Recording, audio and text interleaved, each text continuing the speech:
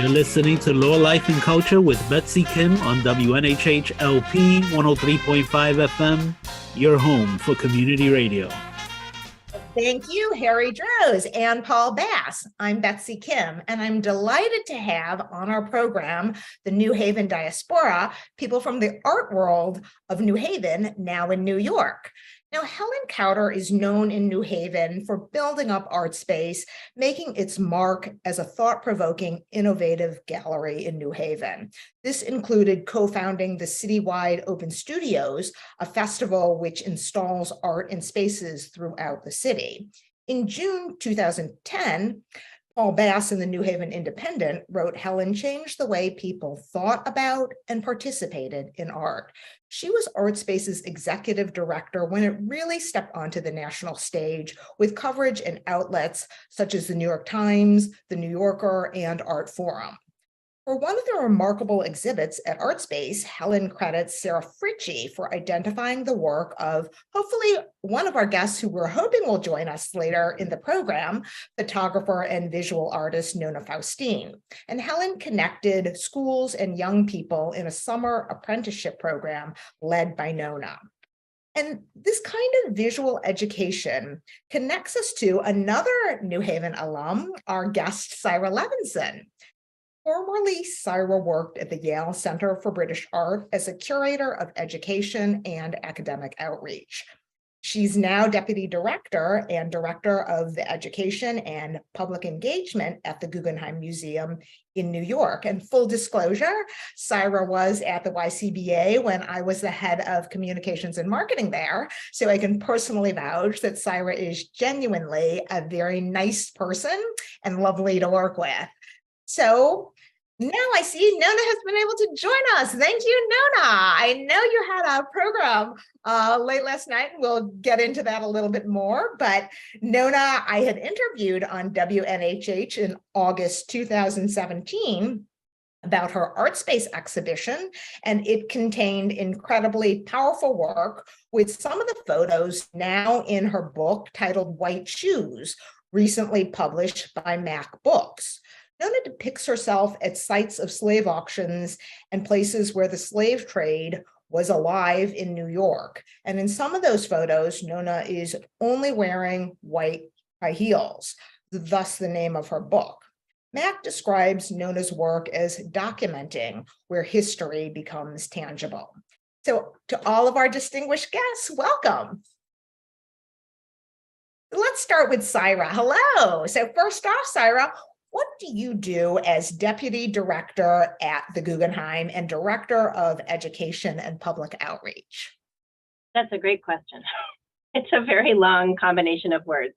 So in a nutshell, I think along with a really incredible team about how to create a conversation between the artists, the artwork on view, the architecture of the Guggenheim, and things that are happening in the everyday life of people who come in the front door.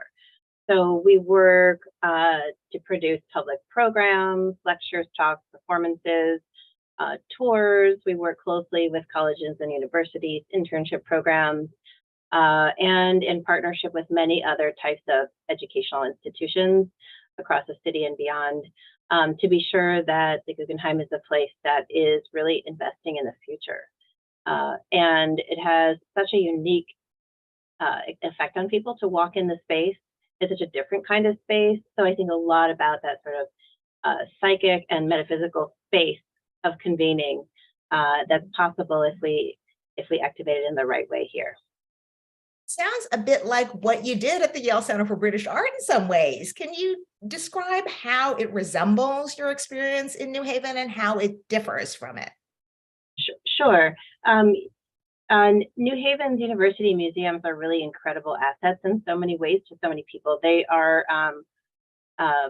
by design, places of learning and meaning making because they're part of this broader entity, which is the university, but they're also some of the few publicly accessible and free to general public spaces that are part of Yale. And so that kind of meeting ground space where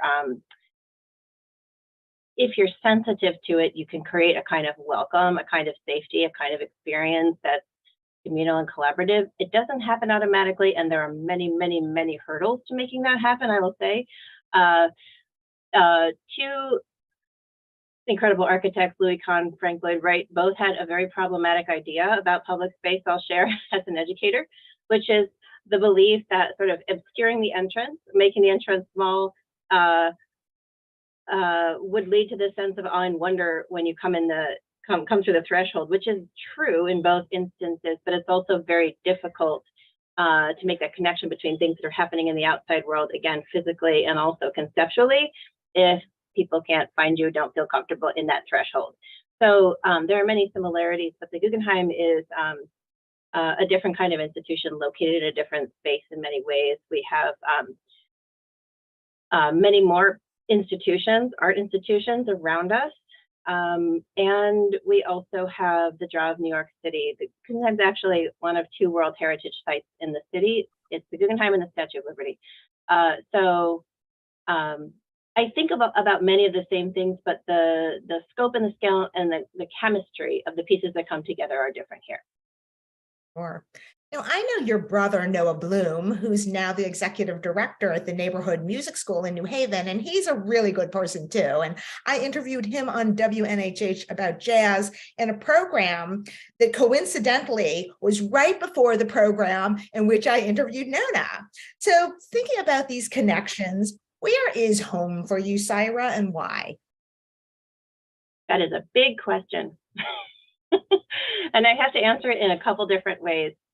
The first one is always New Haven. That is where my family is. That is the place I've spent the most amount of time in my life, 18 years, plus maybe a couple of years probably coming and going. And I'm still actually very connected to and committed to the cultural life of the city, thinking a lot about public humanities, and again, that intersection of the university and the broader city, and how we need to push against some of the barriers that exist to making those connections happen.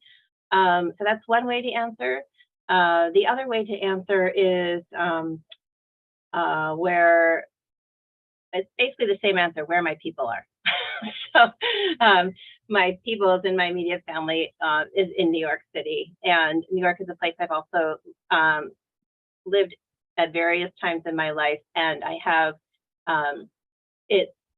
it's an incredibly stimulating place. It's an incredibly rich community of creative things happening, and it can be exhausting. So I find home in a way wherever I am, but if it's one single place, it is still New Haven for me.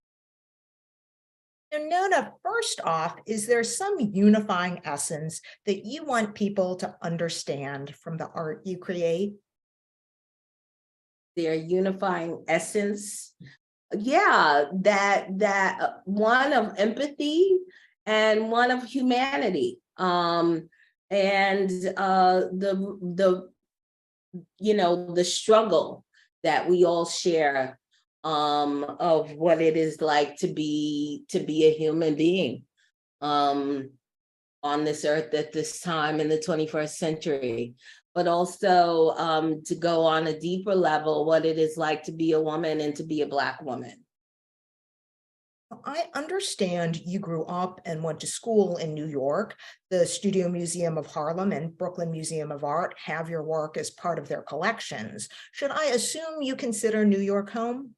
Of course, but there are many places, one of the questions last night on the panel discussion at the Museum of City of New York regarding their triennial home, it was, where is home? And I said, home is where my family is, which is Brooklyn, New York. But there was also instances, I consider North Carolina our ancestral home. And I definitely consider Africa my home, my ancestral home, especially having the opportunity to reconnect in 2019 and 2020 when I took trips there and discovered the DNA links to the specific tribes that my family came from. How has the history that's embedded in your art affected your sense of home as a place of belonging, comfort, and security, but also a place of work and creativity? Well, I mean, that's easy because, growing up, being born and raised New Yorker, there's this instant, of course, connection and interest and connection to your identity that is formed as a New Yorker. And so all of that is in my work. The stories, the hidden histories, how intricately my identity is to New York and to those New Yorkers that came before me. Do you feel differently about showing your work in different cities? Actually, no, and I relish that. I love that because New York is such an old city. It's one of the original cities, New Amsterdam. And amazingly, a lot of Americans do not know the history of New York or know a lot beyond the glitz, the lights, the subways or the crime, the sensationalist, and to introduce them to this other world. I love when my work travels around the country and internationally. And this year and last year, I got a lot of international press once the book came out. And just to see the reaction, from the French and the Italians, it puts it on a whole nother level and meaning about the power of photography and these stories. Now, Helen, what made Art Space so interesting is how the exhibitions frequently zeroed in on social issues. The Black Lives Matter movement dates back to 2013 with George Zimmerman's acquittal in his fatally shooting Trayvon Martin, but Art Space's Arresting Patterns exhibition about race and the criminal justice system was in 2015. That was well before the groundswell Black Lives Matter's protests in 2020 following policeman Derek Chauvin's murder of George Floyd. Did you anticipate the level of protests were on the edge of erupting? Well, first of all, that show, which was in 2015, of course, had been in the planning for some time. Certainly, Michael Brown's death, and the tragic way he died was a precipitator of the show. But I think we were mostly influenced by work that was done even before that by Michelle Alexander in The New Jim Crow. The show was really about mass incarceration and how it had been all the drug policies and the criminal justice policies had been so detrimental to Black and Brown communities. And the way that that it was expressed visually was through an experience that the artist Titus Kaphar had, and that he showed at the Studio Museum through a project that he called the Jerome Project. I don't know if you know this history, but at one point he and his father were estranged. His father had been incarcerated. He looked up his father's name in a federal registry, and he found 99 Black men, all with the same first name, who were all incarcerated. And he created a series of portraits of these 99 men. He dipped the paintings in tar, and the amount of their face that was covered represented the amount of their life that they had been behind bars. And so you saw these 99 images of Black men, some with almost all their faces covered. I mean, it was a visual representation of these horrendous statistics. And Titus, with the idea of bringing that concept to New Haven, showing the work in New Haven, but also inviting other artists who are looking at the criminal justice system to participate. And then while that was happening, Titus also ran an apprenticeship program similar in structure to the one that Nona had run, really kind of sharing his methods, his methodologies, his techniques with young people. So to answer your question in a long-winded way, Betsy, I think we were not at all surprised at the response to George Floyd. I think it took a while for white America to know to understand what Black America had known all along. And so. Helen, I'm just wondering, how do you get your finger on the pulse of meaningful art that will resonate with people?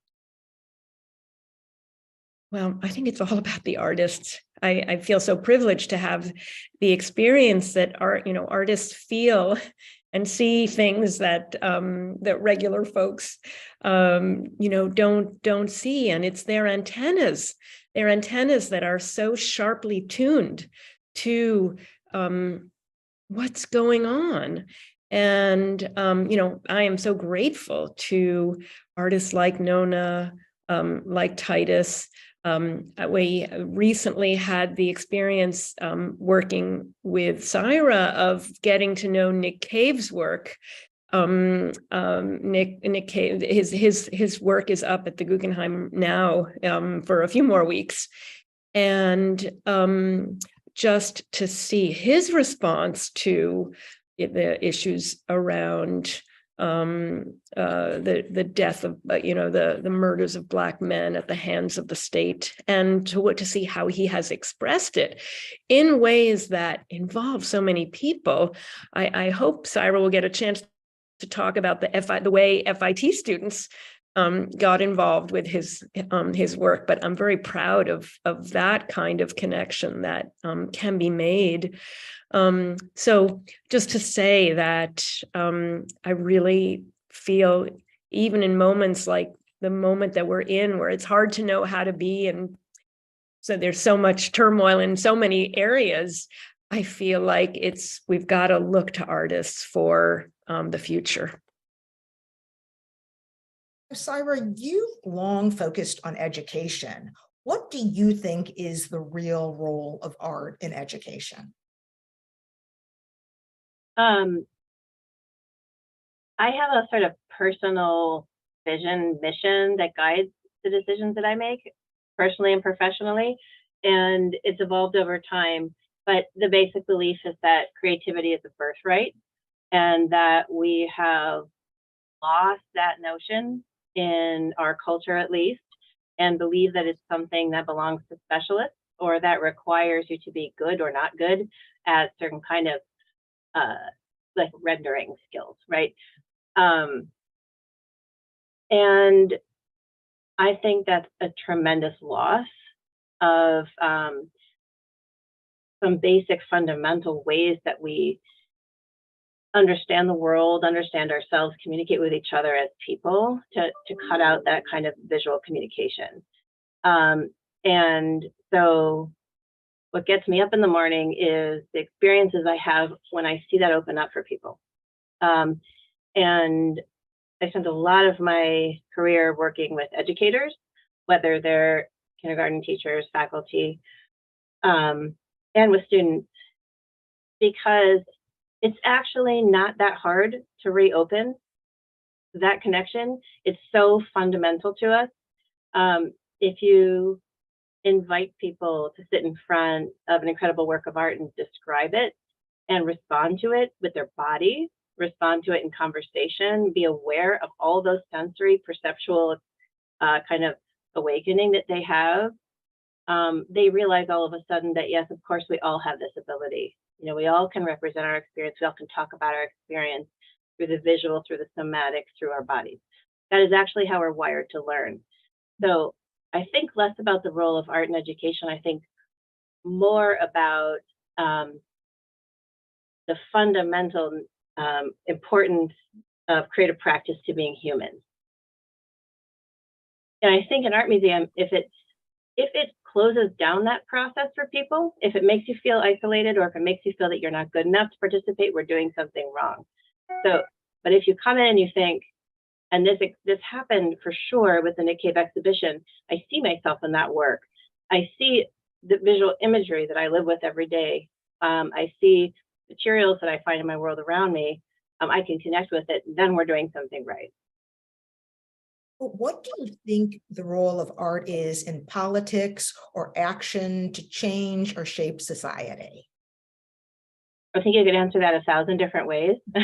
I'd be so interested to hear what the other panelists have to say, but I think I'd like to echo something Helen said, which is that kind of antenna that artists often have for seeing what's not yet in existence, for seeing that things could be different, for showing actually what that change looks like and what it would take to get there. That kind of, I'm obsessed with this idea of world building, right? The idea that whether you're a fiction writer or you're an artist, that you're actually like illustrating and creating a world in which the rules are different. If we don't have that, we don't have anything to work towards. And all we have is what we see in front of us. And I think, as Nona said, that's very painful, actually, because what we have in front of us now doesn't work for most people.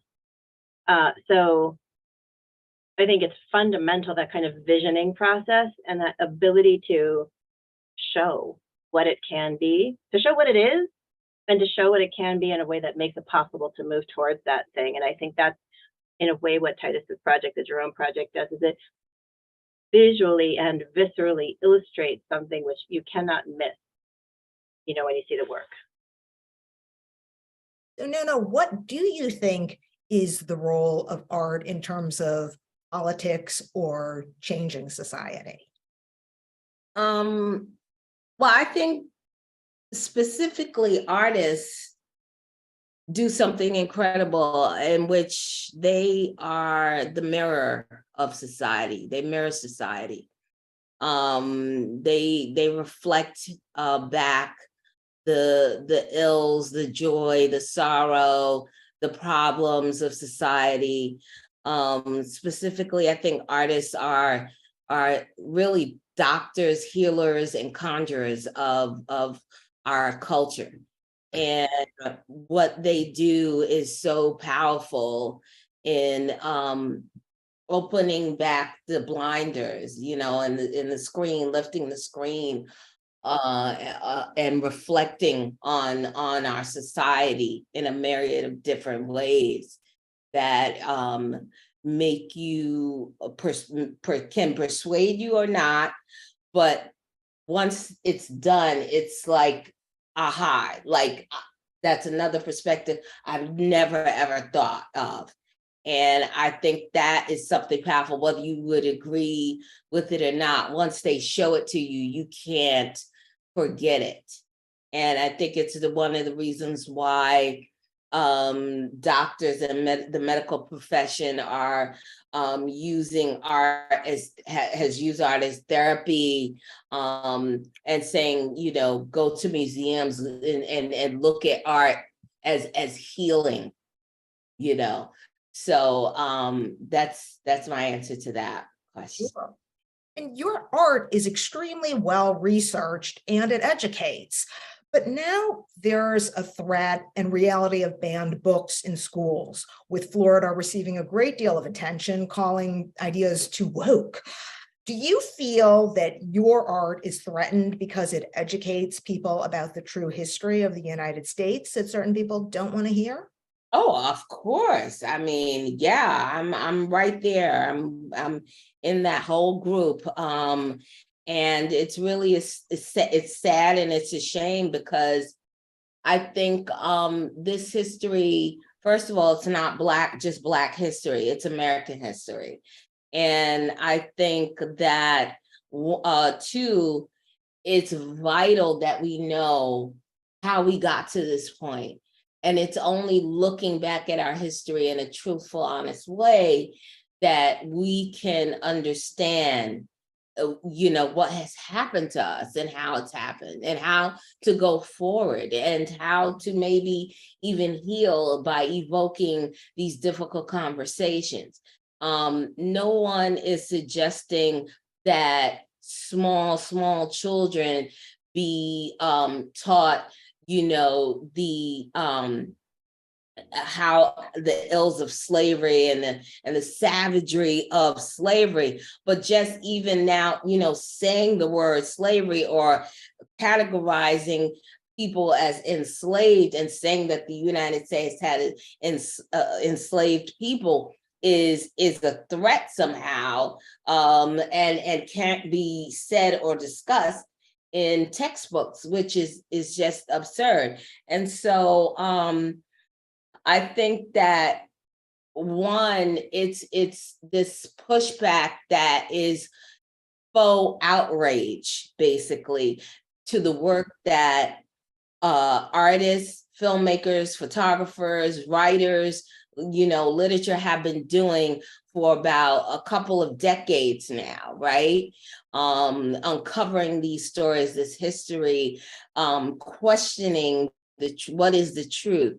And I think this is what you're seeing, is this pushback, this faux outrage, Honestly, would you prefer to display your art where it's appreciated and understood and is shaping the minds of people who are ready to accept it a little more beneficial? Or do you feel taking it where it would be least welcome could make a difference in another way? Both. I mean, recently, my work went up at the National Portrait Gallery in Washington when Trump was in office. And I never thought that would happen. And in no way would this administration have, if they were to find out, would have that piece of work from the White Shoe series on view. And then I thought Texas would never, ever, any institution in Texas would never have my work, which is the opposite of New York, right? And and my work was up at the the Museum of Houston. I guess it's like a version of MoMA, but it's the Houston Fine Art Museum, right? And they actually just recently acquired a piece. So that is actually a great example of my work being in a place and a state that has contested this history and the teaching of this history, or even any work around that. So I love when it evokes conversation, hard conversation. I don't expect everyone to agree with me. And I think the most progress comes when there is this contention or conversation, because it evokes more of a learning, each party gets something out of it. Yeah. So Helen and Syra, this one's for you. How do you differentiate removal of art that offends people? For example, the Christopher Columbus statue, which was removed in Worcester Square in New Haven, and the Teddy Roosevelt equestrian statue that was removed at the Natural History Museum, versus banning books that some people claim offends their religious beliefs. Is this a false equivalency, and why? Helen, do you want to start, and then Syra? Sure. I am, it's a complicated question, and I think there's a lot of nuance there. Works out in public do, can evoke strong feelings. I guess personally, I am in the I'm not in the iconoclast camp. And I've actually been influenced by Nona's work and by Titus's work in this regard, which is let us not obliterate history. Let us not forget what happened. Let us use these works as opportunities to learn, and let us create new work to and put that work in dialogue with this older, now problematic work. I think it's sometimes unfair to judge past audiences and past commissioners by today's standards.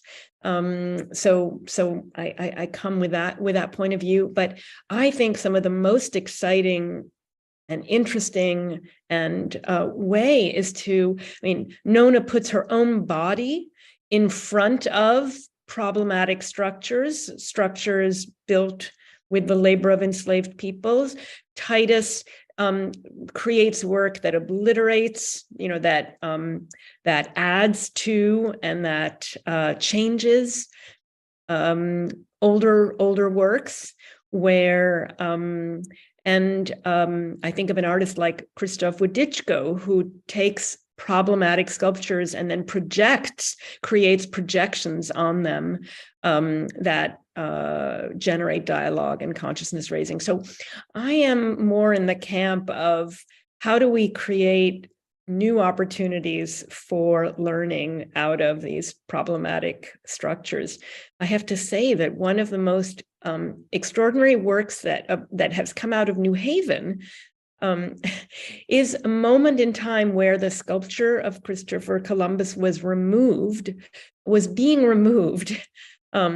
And a gifted photographer in New Haven, whose name is Lee Busby, captured this moment of a crowd looking at the work being removed. It's a haunting photograph.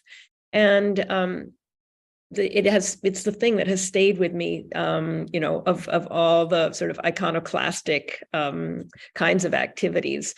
So that's kind of my answer about works. Banned books, I don't see in the same camp, because a book is, you gravitate to the book, you pick it up. That is a personal choice. No one should be denied the opportunity to pick out a book, to read a book that exists out there. So I feel like it's a little bit of a different story. And Sarah, how about you?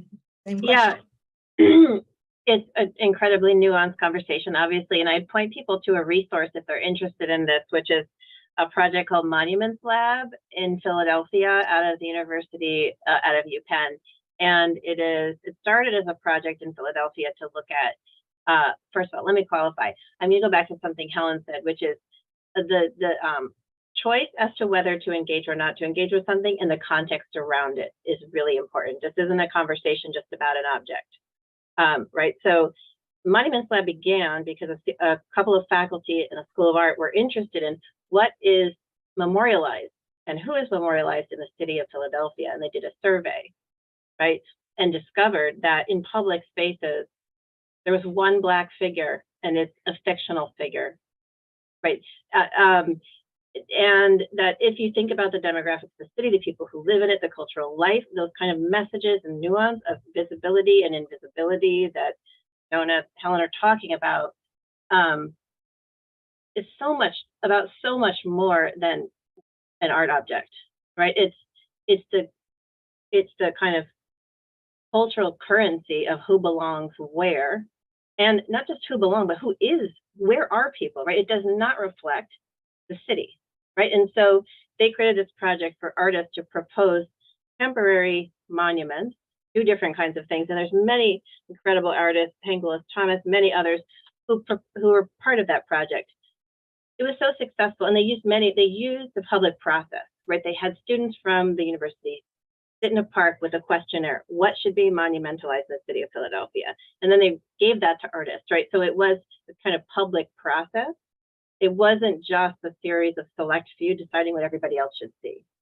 It was so successful that cities all over the place and all over the world started to ask them to come to do it. And then with the foresight, the Mellon Foundation commissioned them to do a national survey. And so there's a ton of, really complicated and but clear information for anybody who's interested in this. It goes far beyond my own ability to describe this sort of national or international picture. But I would say that specificity matters. Many of these monuments are commissions that you could question whether they were ever actually conceived of as works of art, right? They, I don't want to get into that whole conversation, but that's what I'm saying. It's not an answer that comes easily, and I think there's a lot. We tend to use the same words, and they mean different things to all of us. So I'd say to answer that question, we'd have to talk about what do we mean by art? What do we mean by public space? What sense of agency or choice does one have, as Helen described, in your ability to engage or ignore something? And sort of reflecting a direct history of violence and harm to a group of people is not the same as feeling sort of offended by someone else's story. I don't think those are equal. So I'll stop there. Well, you're listening to Law, Life, and Culture on WNHH 103.5 FM in New Haven, Connecticut. So, Sarah, germane to this topic of art and home and sense of belonging that weaves into our conversation, now the Guggenheim, as you referenced, and as did Helen, there's the display of Nick Cave's For Othermore exhibition through April 10th. And I read it's about, quote, creating space for those who feel marginalized by dominant society, end quote. So, Sarah, can you describe how does this exhibition do this?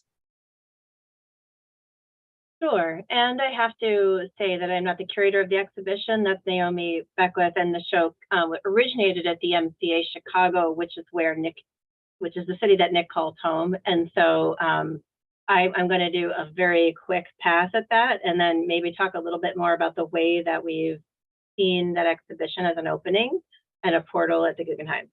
So Nick Cave's work is this really complicated combination of his own sort of celebration of visual aesthetic and personal history through objects. He and his partner Bob travel the country. They go to thrift stores, garage sales, etc., and they collect objects that resonate for them. And he has a very strong history, and also it's become part of his practice to work with materials of everyday life in a sense, and bring them together in a different kind of way, which as an educator allows us to say your everyday life can be the stuff of creative practice. So for me, that's an incredible opportunity, again, to bridge those divides, which I think can happen in these fine art institutions. He also has a history as in fashion, and he's head of the fashion department at the School of the Art Institute of Chicago. He began making sound suits, and please look them up if you've never seen them before. In the 90s, as a response to police violence, right? And sort of instinctually began collecting objects. The first one is all of these small sticks that he actually got in the park outside where his office was, and he started to sort of assemble it into this object that was both a way to obscure and a way to be kind of present, and physically put it on, and then kind of recognize the sound and the sort of feeling of being, again, visible and invisible at the same time. And he spoke to a group of staff and to students and about his desire to put that practice to rest. Those are not the only objects in the show. The show has older objects in his practice, newer objects, and then the sound suits as well. But every time there's a killing of a Black person, he needs to make another sound suit because it's a way that he responds to, memorializes, celebrates, kind of creates dialogue with this like impossible thing to conceive of and to live with. So again, I don't want to, it's a complicated, wonderful show that people should come to see. And I won't be able to describe it in short terms, but that gives you a taste of what the show is about. And as Helen mentioned, Nick and his partner Bob are both educators at heart as well.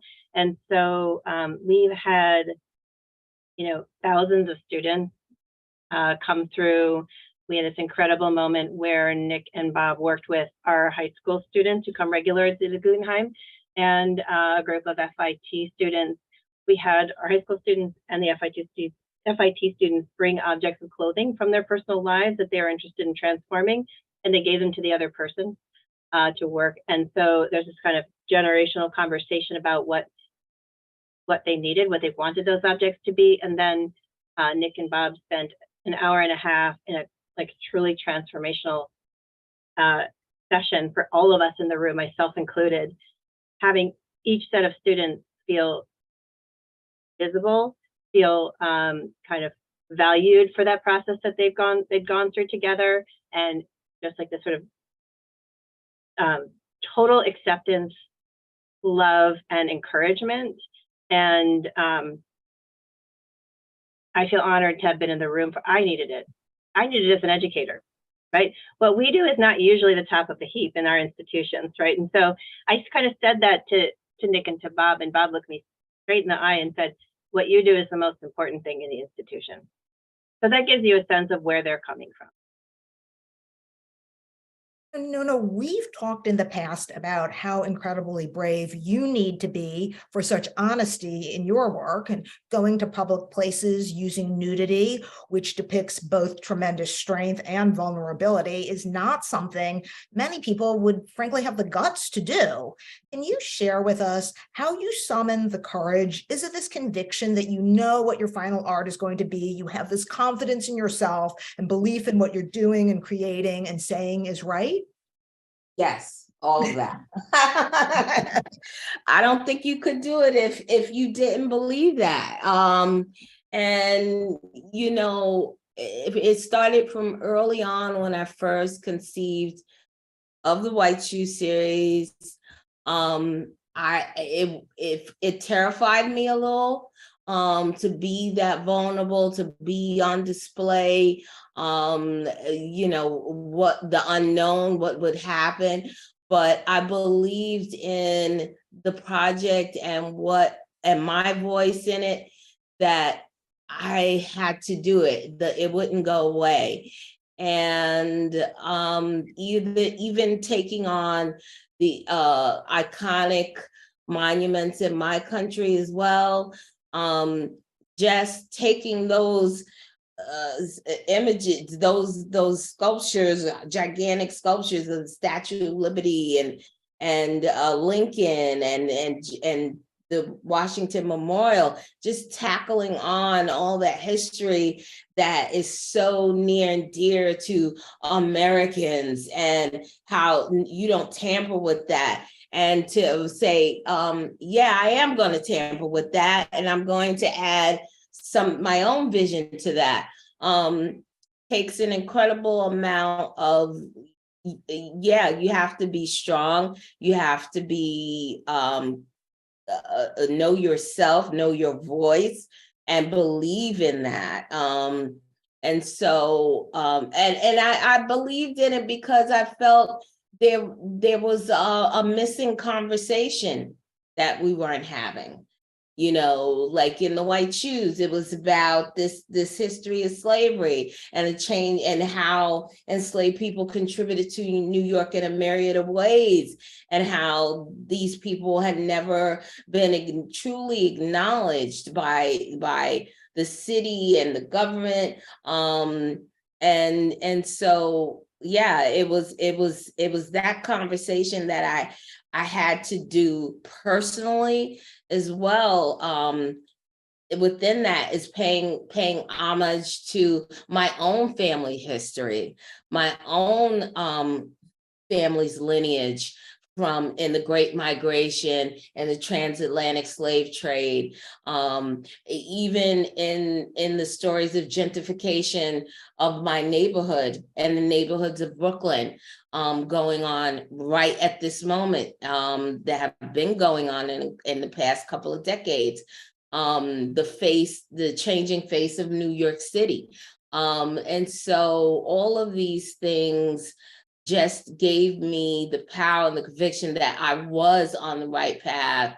And then there's this very deep social sense of social justice that I have within me and within my work. I champion anyone who fights for democracy and freedom. I champion anyone who is oppressed all around the world, as well as my own people. So I think there was no other way for me to go but this way, you know. Can I have Nona's work. I'm the proud owner of the work that is actually on the cover of the book. And I just thought I would share it with the audience, but also because I want to express that your body, by putting your body in, that it is your body that lends the work, the power that it has. And so hang on, I'm just going to bring the piece. Let's see if I can. Oh my God, that's so beautiful. If I can, I may have to go back a little bit, but I'm just going to hold it up for a quick second. It's a That large, looks good, Helen. it's a large work, and I cherish it.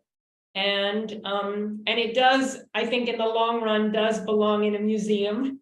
But for right now, I get to look at it every day. And it is, it is a reminder of many things, history and Nona's gifts. Thank you for sharing that. Now, Helen, this is for you and Syra. People have standards of what they expect and want to see at the Guggenheim. That's what a world-class museum offers. For example, I would be shocked to go to the Metropolitan Opera and hear someone singing out of tune. But with modern and contemporary art, is there ever a clash between a desire to have elements of intellectual appreciation that's not lowest common denominator versus wanting a big crowd pleaser that's going to draw in a large audience? Or how do you deal with that? And have museums or galleries always differed from other type of art, such as movies and TV, in this way? And is that good or bad? I guess, Syra, I saw you nodding, so. Yeah, this is a super relevant and a live question all the time. And I want to point to one example that's actually not from the Guggenheim. So in between the Yale Center for British Art and the Guggenheim, I worked at the Cleveland Museum of Art and was proud to live in Cleveland for 4 years. And our most popular show ever in the history of the institution was Yaya Kusama's recent exhibition that traveled around the country and also through Canada and other places. This was just pre-pandemic. And I love this example because if you were to say, what would bring in a relatively conservative Midwestern audience who's not particularly engaged with contemporary art to a kind of old-fashioned encyclopedic institution in the city of Cleveland? No one would say a conceptual Japanese artist in her 80s who did performance work, who, you can go on describing who Kusama is. Of course, there are many reasons why her work resonates right now for people, but I love that proved to be the case, right? That work and that exhibition is what brought in the largest crowd we had ever seen. And I think it speaks to the fact that there are these kind of, again, to the kind of antenna that artists have, there are these like forces of energy, for lack of a better way to put it, that exist and that like touch us all in they kind of connect with our own internal source of energy in ways that we can't always predict and that are not always fact or logic or data driven. And so I'm interested in resonance. And if an artist or an artwork falls outside of the typical canon, but has a certain kind of resonance, especially if that resonance comes back to connection, belonging, and love, then I'm all for it. And we have, real issues around the lack of public support for arts and arts institutions, actually large and small in the country. And I think we have to be real and pragmatic and transparent about that. I'm really interested in what the Brooklyn Museum has been doing as a strategy in recent times, which is unapologetically bringing popular exhibitions about, from the fashion world forward and saying, this is what's allowing us to do this deeper equity work within our community. Not the only thing that's allowing us to do that, but we don't apologize for the fact that we are both of these things at the same time. So to me, the answer is come out with it, be real, be honest, but be sure that, and I think the same way when any donor that I work with, if I feel that they are truly committed to the thing we're trying to do, we can move forward together. So Helen, how about you in this question of no one wants to dummy down art, really? But well, I want to mention an exhibition that was not in a museum, perhaps it should have been, but it was an exhibition, a posthumous exhibition of an artist who had been in New Haven for many years of his life, whose name is Winfred Rembert. Winfred, is a self-taught, you could call him a Black Grandma Moses, a folk artist who learned, who was from the South, from Georgia, Cuthbert, Georgia, and who learned to make art by tooling leather. And that was a technique that he used while he was in jail in horrendous conditions. And he had some success in his lifetime, but not enough really to support his family. And he passed away, unfortunately, I think two years ago. And there's a gallery downtown next to the Whitney Museum, the Fort Gansevoort Gallery, that displayed a lot of his work. It was really a kind of an attempt to try to not only make additional meaning, but to really build a market for an appreciation for his work. And what they did around each painting was they invited contemporary artists to talk about what the work meant to them. And they invited all sorts of, very well-known art world stars to comment on the work. So they created, and some of it, some were musicians and some were visual artists, poets, and it just created a circle of care around this artist's work. And I think put him in a much wider dialogue. It was really, I was very taken to read, the impact that this artist's work had on these various, individuals who were better known than he was. And so that was a great service, I think, that the gallery did to organize that. And perhaps that's something that institutions like the Guggenheim and others can do to make a kind of bridge between maybe newer work or lesser known work or underappreciated work and audiences. So, well, unfortunately, we're out of time now. So thank you so much, Nona Faustine, Syra Levinson, and Helen Kauter. We loved having you on WNHH 103.5 FM's Law, Life, and Culture. I'm Betsy Kim. Thank you. Thank you, Betsy. Thank you, Betsy, for having us. Thank you, Helen and Nona. Law, Life.